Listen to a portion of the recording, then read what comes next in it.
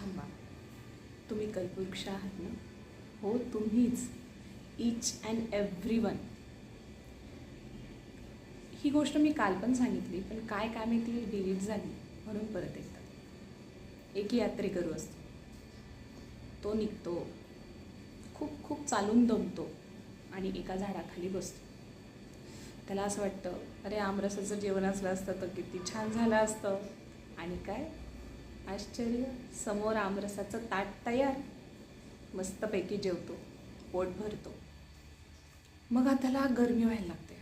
मग तो विचार करतो, जर मंद हवेची झुळूक असते तर.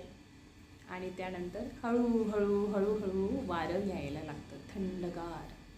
त्याला झोप यायला लागते. असं वाटतं, अरे व्यवस्था झाली असती तर बेडची. समोर बाज तयार. मग बाजीवर झोपतो. झोप झाल्यानंतर असं वाटतं, अरे काहीतरी एंटरटेनमेंट पाहिजे ना, सगळ्यांना पाहिजे असतं आपल्या आयुष्यामध्ये. समोर अप्सरा तयार, मस्तपैकी एंटरटेनमेंट होते त्याची. हळूहळू विचार करायला लागतो, अरे आपण जो विचार करतोय ते घडतंय. आणि त्याच्याजवळ झाड असतं ना, त्याला असं वाटतं, अरे हे कल्पवृक्ष तर नाही आहे. तो लांब जातो थोडंसं त्या झाडापासून आणि विचार करतो, इथे भूतं वगैरे तर नाही आहे. आणि खरंच तिथं भूतं यायला लागतात, दिसतात भूतं. नंतर हो बापरे, हे तर काहीतरी भलतंच आहे. मग त्याला असं वाटतं, हे भूत आपल्याला मारणार तर नाही. आणि काय, खरंच त्याला ते भूत मारून टाकतात. यातून काय कळतं आपल्याला, ही आपलीच स्टोरी आहे.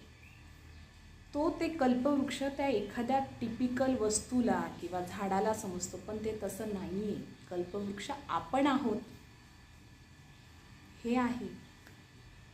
त्यामुळे विचार करताना सांभाळून विचार करा.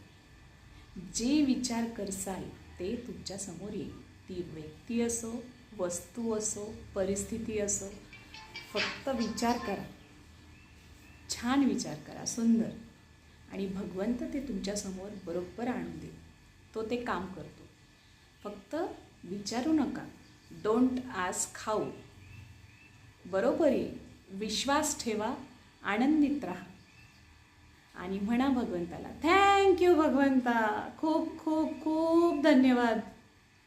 आधीच म्हणा, मग ती वस्तू बरोबर तुमच्यापर्यंत येईल, व्यक्ती आणि परिस्थिती पण. त्यामुळे थँक्यू भगवंता.